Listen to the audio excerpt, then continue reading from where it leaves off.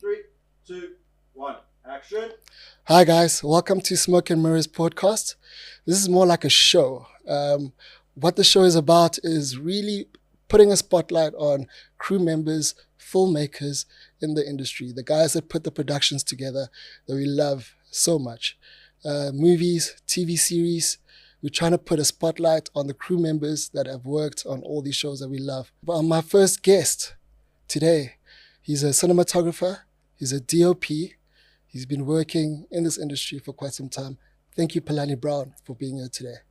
Thank you, G. Oh, yeah. Shout out. Thanks for having me. Yeah, man. And I'd just love to, this is my script.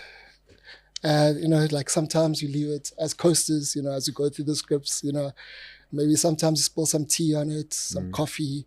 Sometimes you're at the fireplace and it burns a bit. But really, as crew members and filmmakers, we really do rely on the script.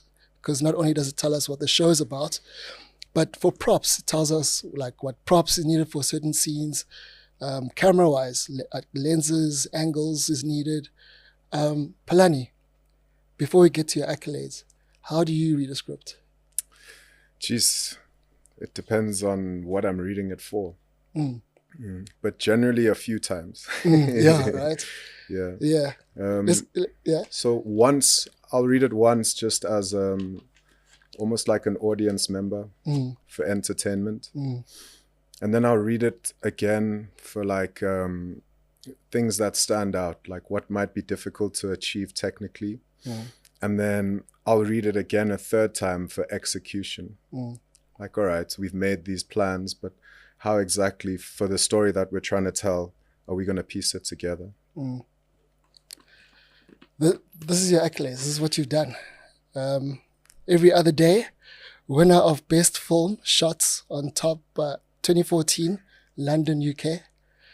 Official selection at the NFFTY in 2015 in Seattle, US. What is the NFFTY? Jeez, I don't know. There's so many of these festivals. That sounds prestigious, bro. Official selection at the Unlocked Film Festival in 2014 in Russia. Official selection, Let the Films Do Their Talking in 2014 in London, UK.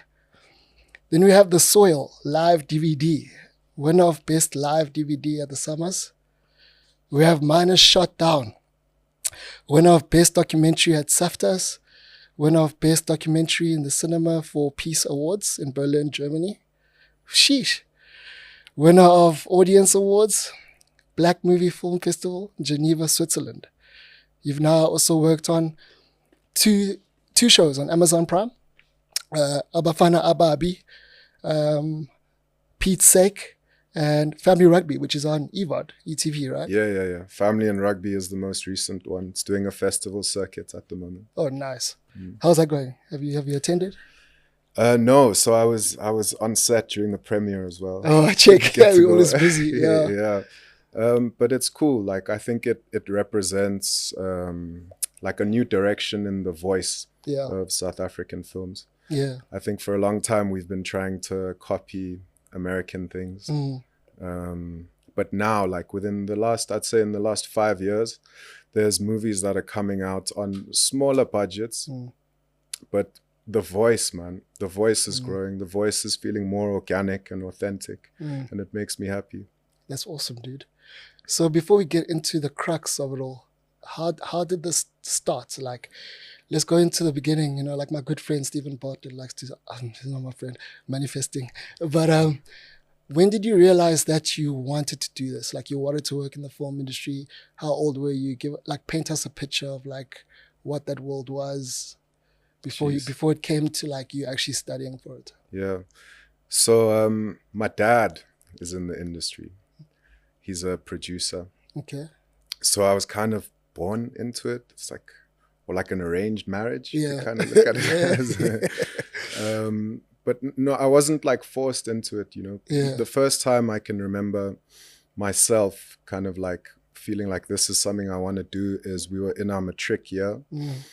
And our PE teacher, Mr. Jaladi, big influence on all of our lives at the time, said to us, boys, this year in your lives is going to be a really special year, and you should try in any way you can to document like the happiest moments, because a lot of us, like for him, he said this was like a great experience for him, so many stories, and they've got nothing to look back on it with.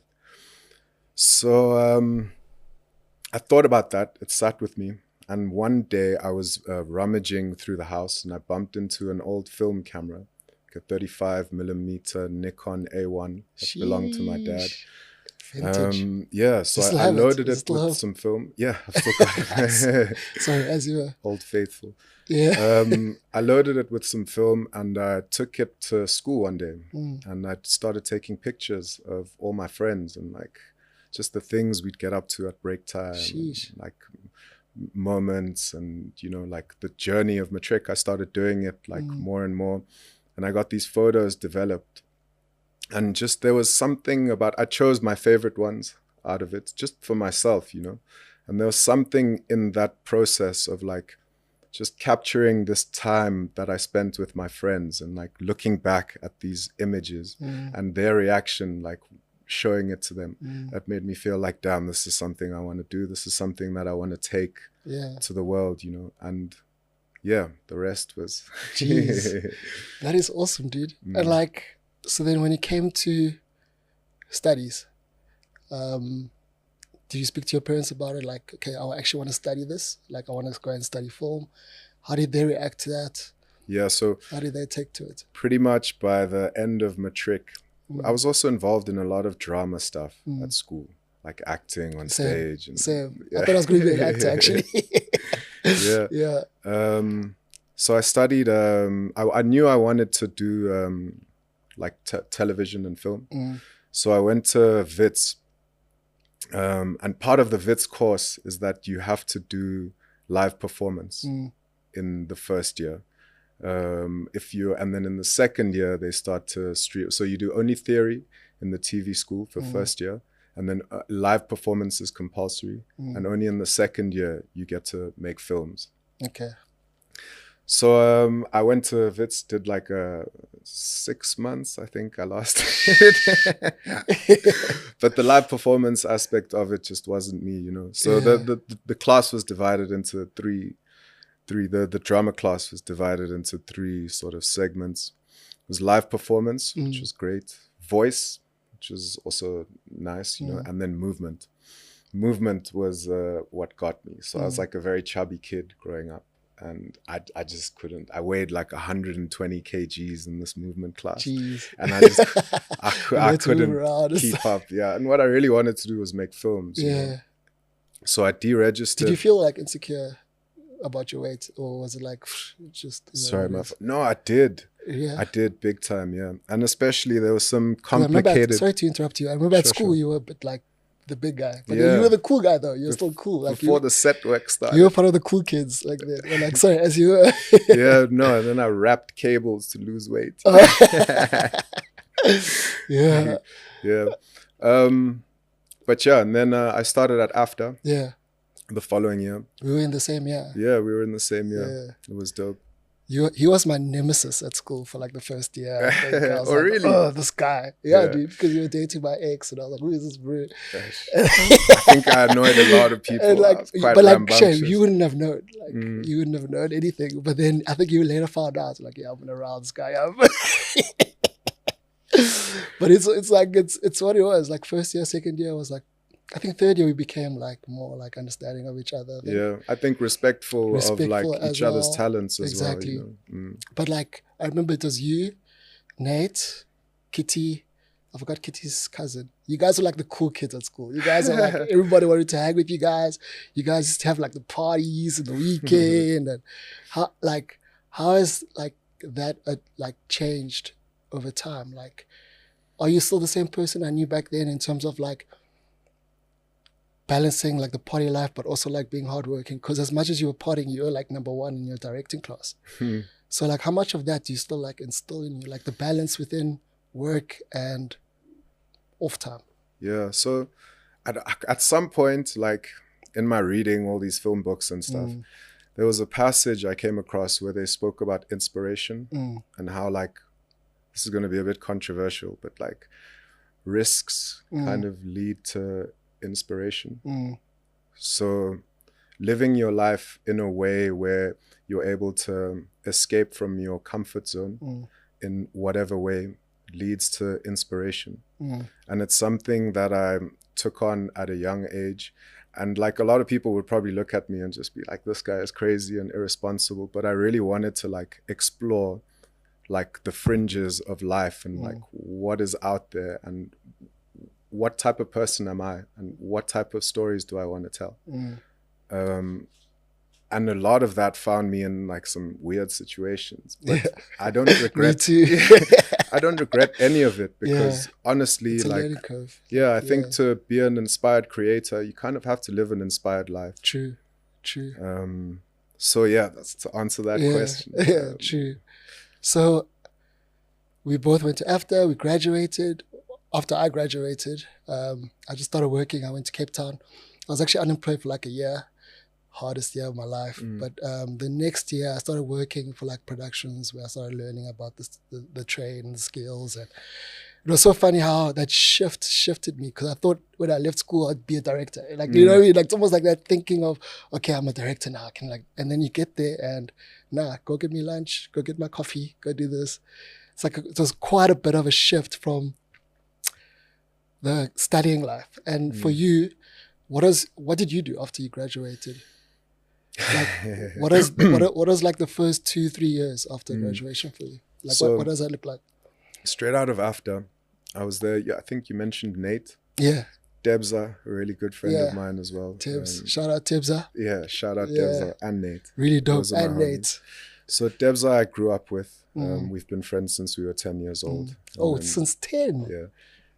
He was studying, we lived together whilst I was at AFDA in first year. I remember that. And he was studying marketing somewhere else. And Debza is like, he's incredible with people. And he's got like the type of mind that can hold and organize a lot of information. And he's also very creative. Like, he's an entertaining guy. So after living with him and talking to him about school every day and what we've been up to, one day, and he was also doing a lot of organizational stuff, in his, at Varsity College, he was organizing like student leadership things and events and killing it, you know? Yeah. And I looked at all the things he was doing, the type of person he was, and also like his interests. And I was like, dog, let's just make films together. You know, leave this marketing thing. He was inspired and he came to AFDA the following year. Yeah. So there's a time when we were all there together, me, Debza and Nate. And after school, we started a production company together. Okay. Where we did music videos. Jeez. It was called Uprooted Media. Yes. It's still around, isn't it? Yeah, they're still running it. Yeah. But at some point, it was just like it was becoming more and more music video. And I'm like quite expressive like this. Yeah. Before you move on, music videos. Yeah. Who are the artists you guys were working with? Because I know it's big things. Well, like everyone, dude. Yeah. Like Nadia Nakai shot a video, her first video. Cassper in your vest. Nice. Shout out Cassper. Yeah. Shout out Nadia. Cuesta. Nice. Tsecho. Yeah. We had our office in Auckland Park. Yeah. Next door to Bada Bing. Okay. I remember. I remember. Those were cool days, man. Yeah. And like just putting together videos with whatever we had. Was that first video with Nadia with the Ganja Beats guys? Ganja Beats. Probably they produced like in a club type setting. Because I think that's when I met her. No, it wasn't in the club. It was like a swimming pool, stuff like that. Because I was cool with like Ganja Beats. Like they used to like, I don't know if they still make beats, but I used to like hang with them. They were at school with us as well. They introduced me to people. Yeah. Yeah, dude. It's crazy how like our worlds like just married in terms of like the lifestyle, the industry that we're in. Like it's funny how like we drifted apart for like many years, and then I came back to Joburg and we met again at like a function, and it's dope how now you're here today. It's funny how the world operates, right? Yeah. I mean, shout out you as well for getting this together, dog, because you have been talking about it for a while. Yeah, dude. And then like to get the call and it's all set up and looking great. Thank you. I appreciate you, bro. Yeah. So we were at, the 2 years after graduation. Yeah, so we started this So you company. did music videos. We did a bunch of music videos, and at some point I was like, yo, guys, I've got to find something else. At which point I started working for a company called Embassy. Okay, so you left them. Yeah. But like on good terms. Amicably, yeah. I started working for Embassy in-house. Okay. They were doing a lot of like commercials and reversioning graphic stuff.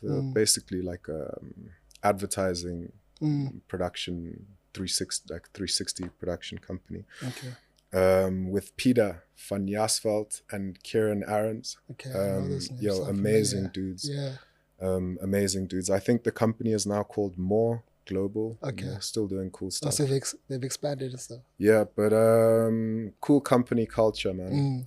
And they brought me into a lot of like processes and systems, ways of organizing people, ways of keeping people inspired and invested in the work that you're doing, which was a really special time. So I did a year there. And whilst I was there, I started doing these, do you remember Mzansi Bioskops? Yes.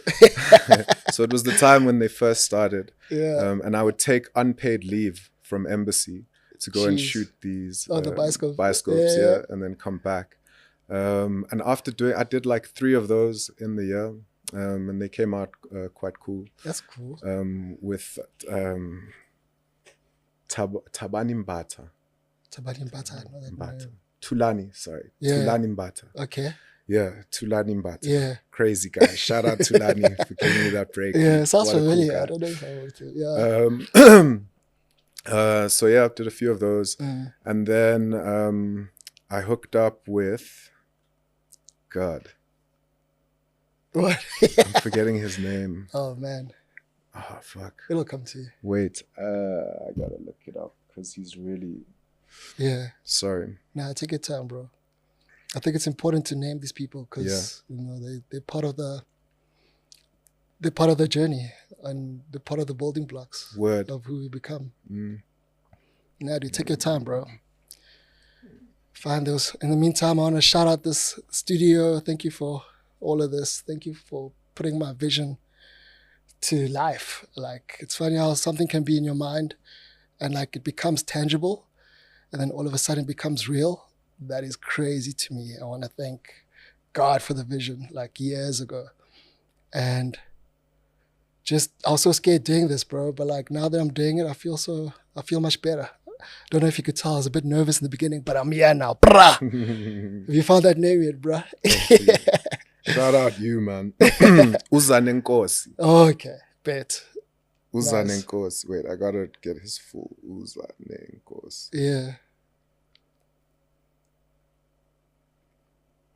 Sheesh. It's crazy. It's just you can't get his surname online. It's like he's branded himself just as Uzanenkosi. But yeah, man. So like, fine. So but shout out Mzansi. Yeah, he just done Intersections. Okay. He was the head writer on Intersections. Okay. And he'd just landed a deal with ETV to do a TV series called Uskruf no Sexy. Okay. Which was that sounds interesting. Which was based on a short film that he put together, just I think independently. Okay. Using his own cash. And that then turned into this commission. So it was 2 seasons of 48 minutes each episode. And the schedule was tight. I can't remember what exactly it was now. But we ended up shooting like 20, 30 pages a day, What? Yeah. It was wild. But that was he gave me the call for that job. Yeah. And that was my first sort of professional chance as a DOP. I was like 24 years old. That's crazy, but like at 24 years old, getting into the DOP, that's actually quite crazy, bro. Word, massive blessing. Again, shout out Uzanenkosi for trusting me with that. And also like looking back compared to the person that I am now, I wouldn't have employed that guy. Yeah. But it was such a cool learning experience. Yeah. Also delivering something for broadcast TV and being thrown in with some like real like battle hardy filmmakers, you know, guys who'd been doing it for years before I arrived. You know, like Mikhail Trapattoni, the art director. He took me under his wing there and made sure nobody kind of pushed me around too much. This 24-year-old kid coming onto this big production. And the crew, actually, I had a really good crew. Damn, I gotta try to remember everyone. Yeah. Gilbert Hitula. Gilbert. Yeah, he's a grip. Okay. Incredible man, incredible grip. Shout out Gilbert. Yeah. Shout out Gilbert. Shout out to the grip department, actually. Yeah. Like, people don't understand. They work, bro. Yeah, they put like the rigs together, like, bruh, like. Yeah, and a lot of people just think of them as like muscles, muscle guys, to move things around. But those guys, like those guys work, bro. Yeah, and technically, they're some of the most amazing minds like you'll ever come across. Good grips can do some crazy stuff. Exactly, right? Yeah. So now that your trajectory is growing, your name is growing. In the normal world, in the normal industry, like other industries, you hand in your CV to like the company, hoping that they'll see it, hoping that they'll think you something special. Then you do like a series of 2-3 interviews before you get the job, right? In our industry, as a DOP, when getting into different jobs with different directors, how do you go about it? Do you like have a CV or a reel, or how does that come about? Like, how do you get to meet the director and then get the job? Or is it a thing of you're part of an agent, so the agent does it for you? Or like paint us, give us a picture of what that looks like. I mean, I'd say to simplify it, it's just a combination of making really good work and forming meaningful relationships with collaborators. Because film is one of those things that, like, if you're a music producer, you can just wake up in the morning, feel inspired, and like you just open your laptop and create whatever was in your mind. But with film, like, I don't know if I should say unfortunately, because collaboration is cool, but like you need people, other people to get it going. Like, unless you're just shooting yourself with no sound, it's always going to be a collaborative effort. You know? So it means pulling those people together, right? So it's a thing of, now you know a certain amount of directors, so they'll let you know, they'll hit you up and be like, yo dude, I'm working on this, I need you to, like, is that type of feel now? Yeah, but like, you also have to be the kind of person that people want to work with. True. And you've got to know how to have respect for other people's ideas. And like, when we're trying to be genuinely creative, it puts us into quite a vulnerable space, you know? So I think it's about having respect for that, like having respect for like your co-creators' vulnerability and creating a space where they can give themselves, you know? And like a lot of it, this is going to sound like very hocus pocus and weird, but like it's a lot of it has to do with like our dreams and who we are and our experiences of the world. And to really get that out, we need to be able to make the spaces for people, you know? Have you ever worked with a director that was like impossible or maybe inexperienced, or someone that just put you off the wrong way? How did you, like you don't have to mention the name, but what happened and how did you deal with it?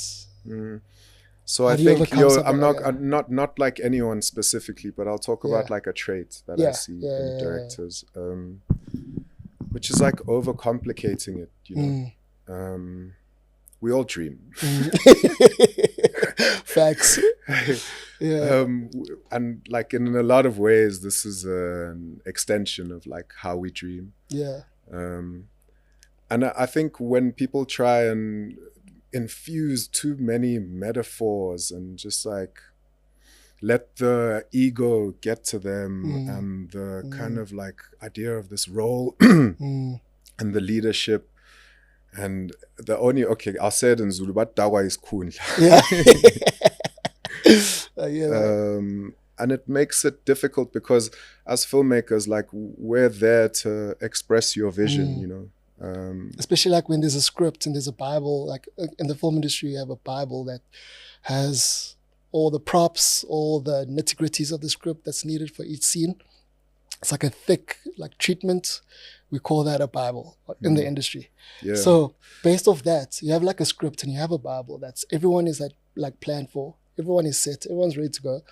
And then you have someone that wants to like change things up and down. Is that what you're talking about? Like changing, I want to work organically changing now, is cool, as opposed to what was planned. Cool. Changing is cool, and I love working organically if it comes from like genuine inspiration. But I think it's directors that kind of want the crew to serve them instead of the story. I hear that. The story comes first. Yeah. Like, that's why we're all here. Yeah. And if everyone is invested in your story, which should be your job as a director, like make people invested in the story. Don't make them want to follow you. You know, a lot of people want to turn it into like a personality cult now, where people need to kind of do what I say and be treated in a certain way, and it takes away from the whole experience. So I want to do a bit of a role play. So you're in the room, in the boardroom with the director. He's talking to you about the shots, the scenes, the type of feel he's looking for. So I'm going to be the director. You're going to be Philani, the DOP, right? I'm going to paint you a scene, and I want you to tell me how you would best visualize it in terms of lighting, in terms of camera. Sure. Okay. All right. So I'm the director. My name is Wacheng the First. Philani, so I have this scene. I have this scene where wide shot, we're in a hospital room. 6'2" man, black, dark-skinned, bald, angry, distraught, sad. We look at the bed is empty.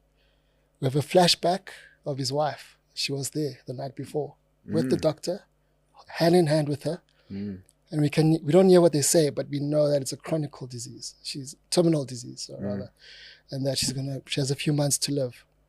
That's a flashback. Cut to him entering the hospital room. The bed is empty. The window is closed, so there's no like type of escape or anything like that. Wide shot of him alone in the room. The doctor walks in. He's confused. Like, where is she? She's in the bathroom.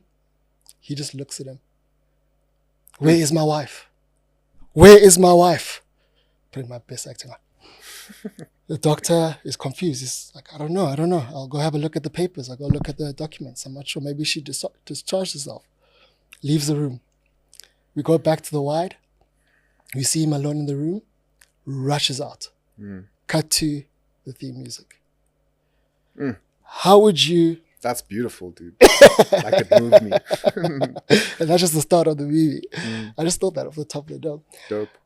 How would you now, now what happens in the room? How do you discuss this? How would you visualize this in terms of lighting and camera? So before we get to lighting, the first thing I'd kind of from what you've told me, story-wise, what's most important in that story is the expression on the man's face when he sees this empty bed.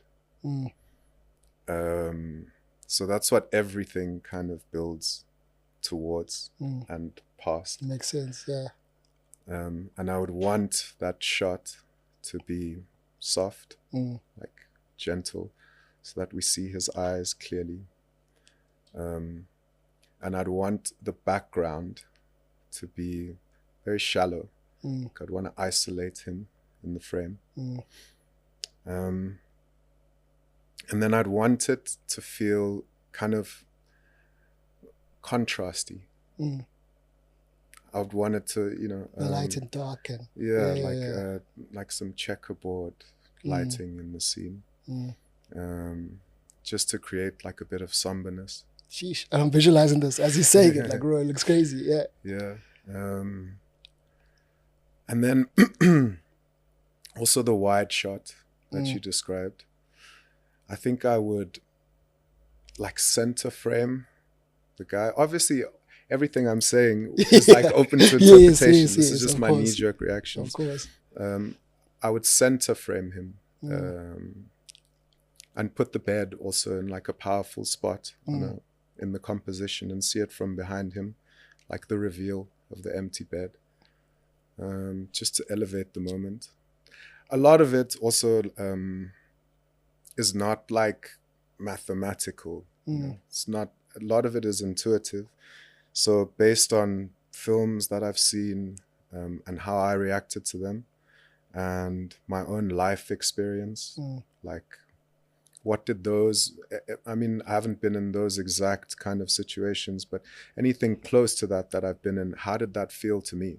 You know, and trying to access that is where it comes from. So it's almost like it's more intuitive than it is like technical on that side of things. And then executing it is where the budget comes in. Yeah, the budget and the technical kind of ability comes in. But I much prefer that conversation that we had. My approach is that first, like story first. Yeah, I love that. Now to get more technical, I'm going to open up my script. So what you do is very technical, and you have to work with people that you have to trust, right? Do you choose to work with the same team, or there are moments where you can't and you have to like sort of adjust?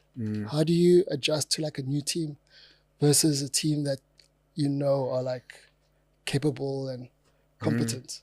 Not to say the other team isn't, but maybe not to your liking, or I don't know. How do you navigate that? I like to choose teams based on the job. What do you mean, like genre-wise, or what? So like, for example, with gaffers, like they all have different sensibilities. Just subtle ways that they work. And if we're doing like an action comedy where it's lighthearted and fun and guns are going off at the same time, and the schedule is tight, then there'll be someone who comes to mind specifically for that job. Whereas if it's a rom-com, and it's, or not a rom-com, sorry, like a melodrama where it's slower paced and we're kind of all in one house and we're dealing with more subtle emotions, there's different people that are more suited to that type of work as well. So I try to base it on that, you know. So I'd like to ask you, how do you approach DP work within the constraints of a project's budget? Yeah. Tough. So you always need the right tool for the job, right? It's always going to make the work easier if you have the right tool for the job. But at the same time, I read a quote somewhere, one of these big cinematographers, I don't know if it was Roger Deakins or someone like Hoyt van Hoytma, said you've got to be able to do the job with like a garden light and a shower curtain. Sheesh. You know what I mean? Yeah. So like light behaves in a certain way. Yeah. And it's always around, otherwise we wouldn't be able to see stuff. Yeah. True. So like how do you choose where to put your character in the space relative to how the light is falling in a way that it best works for the image you're trying to create? You know, if you've got no money. Yeah. True. Or if you need to augment the light, like going back to the shower curtain, garden lamp analogy, what is the light that you need to add here? And how can you best like achieve it? So if all you have is a torch or a garden lamp or whatever, and I want to make it softer, then I've got to put something to diffuse the light in front of it. It might end up being like a sheet or a pillowcase or whatever I have at the time. Ideally, it's not the right tool for the job. And if I want to do it properly, I'll get like the 360C or whatever. But if all I have is a torch and I really want to tell this story, I need to know how to make do with what I have. And I think, again, like for South Africans, like the filmmaking here is still very political, you know, like socio-economic conditions mean that we have to kind of work with what we have. So I love it when people aren't constrained by budget. I love it when people can like still let their imaginations fly with what they have, because it's not going to be handed to us. True. If you know what I mean. True. Facts. When working with directors, how do you balance their creative vision with your own artistic sensibilities? Mm. I think we did touch on it. Yeah. So personally, whenever I read a script, it's just like based off of the script, and normally a conversation with the director, I'm always quite like your story. Yeah. It just gives a knee-jerk reaction, like visually, as to how I would want it to fit together.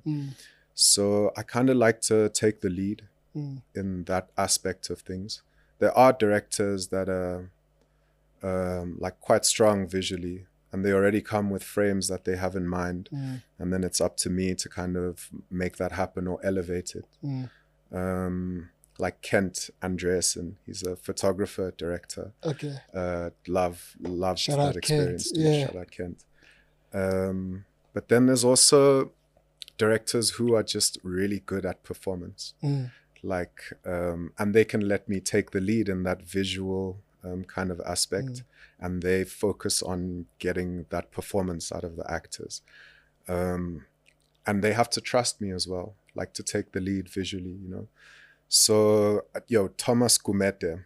Shout out Thomas Gumede. Big name. Big thing. Yeah, man. Big man thing. Yeah, man. I get shivers even talking about it, dude. Watching him work with performers is like next level. I wish there could be like cameras that kind of show he's relatively new, right? Like, he started like 2-3 years ago. Directing probably maybe with Abu Mama, I think it was 5 years ago. Very recently. Okay, but performing, he's been on TV since we were young, you know. True.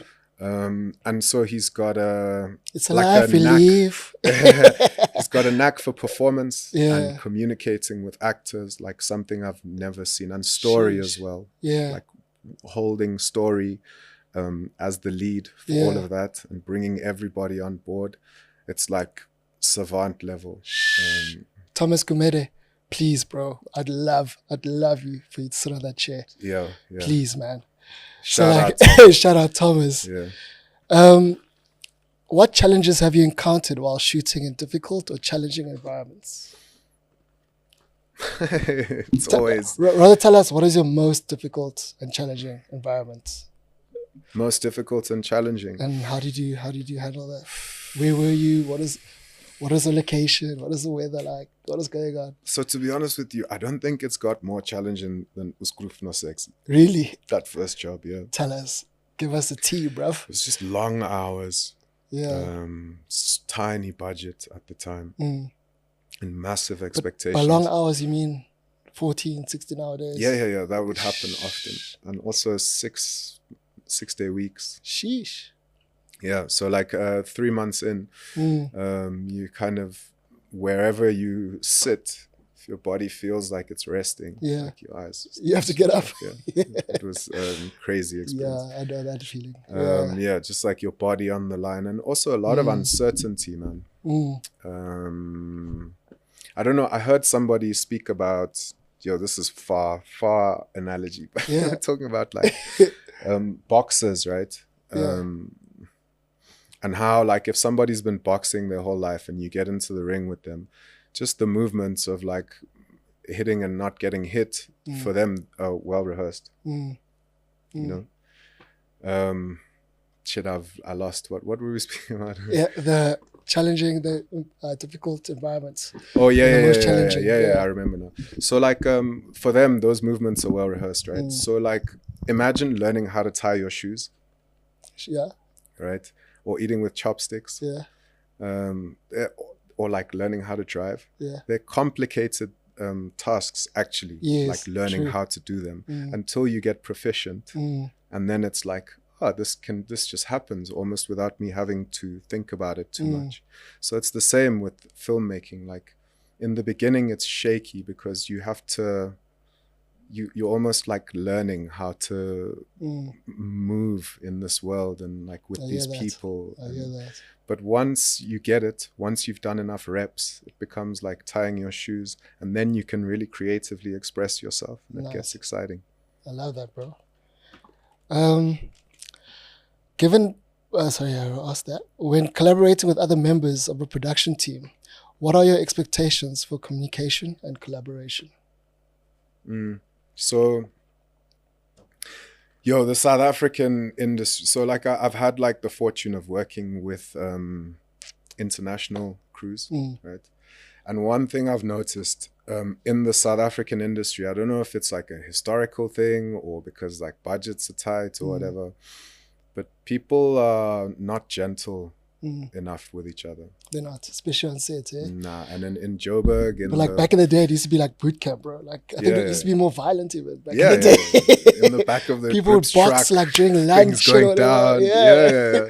Now like people are more soft in that. Yeah. Especially like post-COVID, because I think mental health and our awareness. But I think it also comes from like, I think historically we had a weird way of doing things on set here. I don't know what was going on. It was boot camp. Like people think it's play, and but especially for people of color coming onto set, in HOD roles, it was always weird things to deal with.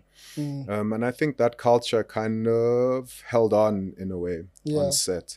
People are very dubious of each other. Have their guards up, like they think people are trying to take their roles, or what are going to try and sabotage them and that type of thing, and it just really limits creativity. So the foreign crews, like the guys from overseas, I find are much more gentle and respectful with each other, all the way down in the hierarchy, and I really hope that's something we can bring into our industry. Just give people space to be creative and vulnerable, man. Because we've got a lot of stories to tell, and they ain't easy. They're not easy to get out. So very true. Let's give people the space. Yeah, I love that. The last question from the in-depth segment. What ways do you think cinematography can elevate storytelling and vice versa? Storytelling will elevate cinematography always. That's what I believe in. I hear that.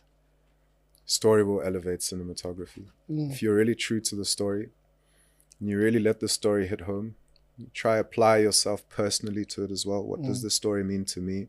What experiences of my own kind of can I bring to inspire these frames? That's the way to do it. Story first. That's cool, bro. Now for the fun part, the games part. Gonna get to know Philani a bit more, less formally.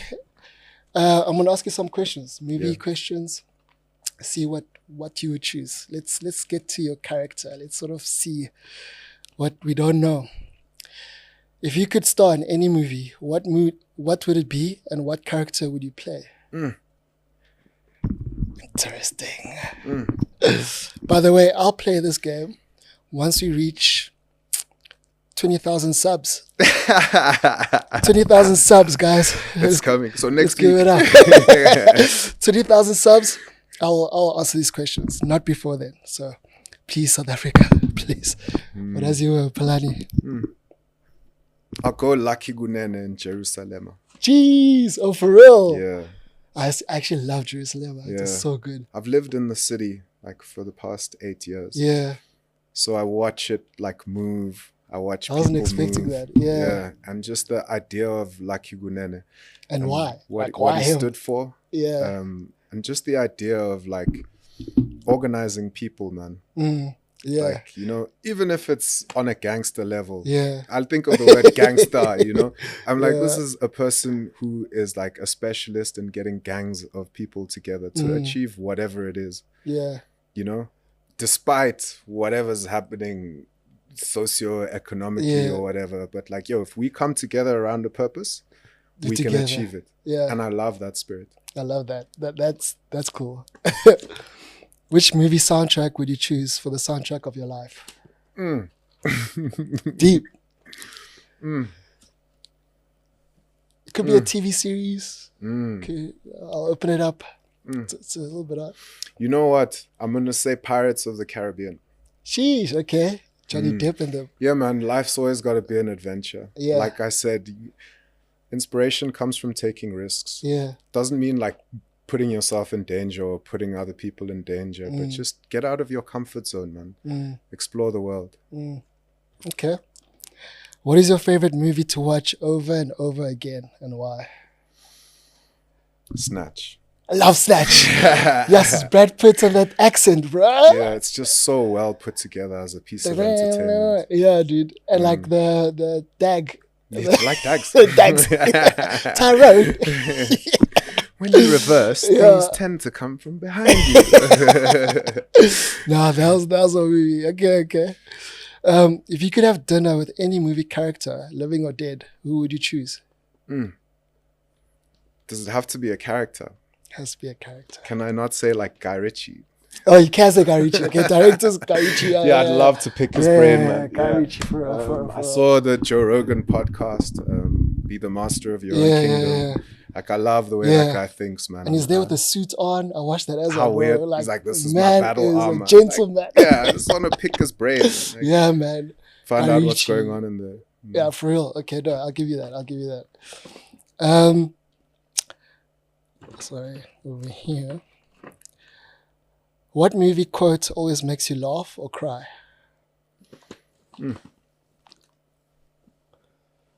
I'm glazing Snatch now. But your no, Bricktop, you can. you know Yeah, Bricktop? yeah. Bricktop's got some crazy quotables. Yeah, for real. You're on thin ice, my pedigree chums. Oh, And yeah. I shall be under it when it breaks.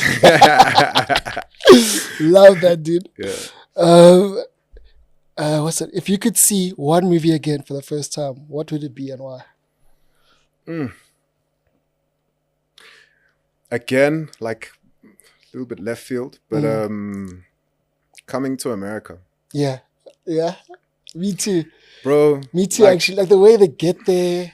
Like I agree. And the way they position Africa in that movie. Yeah.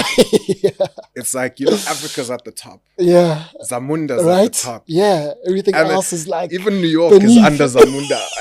You know what I mean? I love When the king rocks up Yeah, with his, the red carpet just comes up with and, his lion thing, New York stops. They're like, yo, he the king. Bro, yeah. Nah, I hear you. What is the most embarrassing or ridiculous thing you've ever seen in a movie? Damn. Oh, yo, there's crazy movies out there. Yeah. Yo, It's a hard one. if you want to watch a weird movie, I don't know if you remember, but there was a time in film school we were all crazy about taxidermia. Yes, I remember. Yo, what a weird film. Yeah, dude. That was quite crazy, actually. Yeah. I actually watch it again, actually. I don't Really? quite remember Yeah, it. like even the first 30 seconds of it are I crazy. need to watch it again, man. Jeez. If you could be any movie monster, nah, that's lame. What movie would you put on a desert island and why? Put on a desert island, like just to watch again and again and again. That's the only one. That's the only one you get to watch. Do you know Pedro Almodovar? Ooh, nah. He's a Spanish director. Okay. He's like pretty prolific. He's done like, I think 30, 40 films. Sheesh. But there's one called... Please send me that name. I'm going to go and check it out. Sure. Yeah. There's one called Live Flesh. Okay. Which is like it's like a thriller, romance, comedy. Live Flesh. It's like a genre subversion. Like melodrama, but subverted in a very interesting way. Like the way it comments on life and relationships and like just all types of idiosyncratic things. Like one thing I love about films is when they can show me emotions that don't have names. You know what I mean? I just watch this character's face going through something. That's actually quite profound, bro. And I think he's nailed that. Like, in terms of like really getting in touch with like humanity, what it means for us to be here. Like, yo, what are we out here really doing? Yeah. Oh, okay, we need to... Is that time's up? Yeah. So, to end... Thank you very much for being here, bro. Yeah. To end this off, actually, before we get there, what do you think of AI and how it's affecting the industry. Is it affecting it negatively, positively? How do you think of it? The way I think about it, like, I think people were this shook when digital cameras were taking over film as well, you know. And it all just turns into a tool. Yeah. The real AI has appeared. Yeah. African intelligence, you know. True. And I think even we've had predictive text on our phones where it starts to learn the words that you're going to type for ages, you know. These things are all just tools, and we shouldn't be that shook. Just learn how to use it. I love that. Yeah, man, thank you very much for being here, bro. I really appreciate it. I'd like to end us off with a quote. In the comment section, if you know where it comes from, you win a Jam Blaster, you win a box of chocolates, and a Samsung TV. No, I'm lying. You just get some points there. But this is the quote I'd like to leave us with. To protect the sheep, you got to catch the wolf. And it takes a wolf to catch a wolf. Thank you very much for being with us, Philani. Damn. If you know the movie, please put it in the comment section. Cut. Yo, print. wait. Before you cut, I just want to say shout out you again, dog. This is so dope. Thank you, man. This is so dope. I can't wait to watch this. Me I can't too. wait to see my homies here, like telling it For how real. it really is, you know? Yeah. I think it's such a special thing for the industry. Yeah, man. The people that you're giving a voice, like that are normally there, like you said, working these crazy shifts, dealing with all types of stuff, and they finally get to voice these things, and I hope it's gonna add some direction to our industry as well, you know. Yeah, thank you for being here, man. I really appreciate it. Yeah, I think it's about time we get like the voices heard and get the faces to the names that we see in the credits, and really just shine a spotlight on them and let them know that they're heard and they're seen, you know. So thank you, bro. I really appreciate this. To end this off, cut, print, check the gate.